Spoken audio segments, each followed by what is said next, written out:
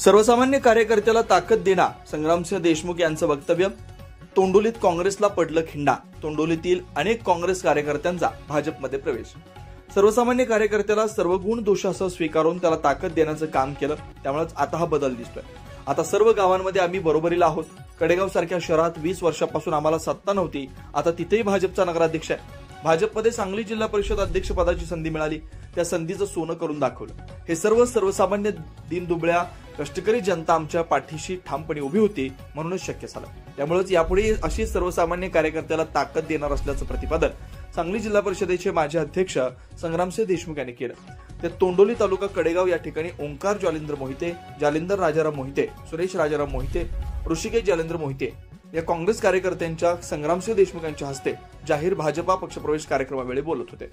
यावेळी पैलवान अजित मोहिते, विकास भोसले, सचिन जगताप, सचिन महाडिक, अनिल रेणुशे, सागर सूर्यवंशी प्रमुख उपस्थित होते. प्रतिनिधी प्रवेश तांबोळी, कडेगाव.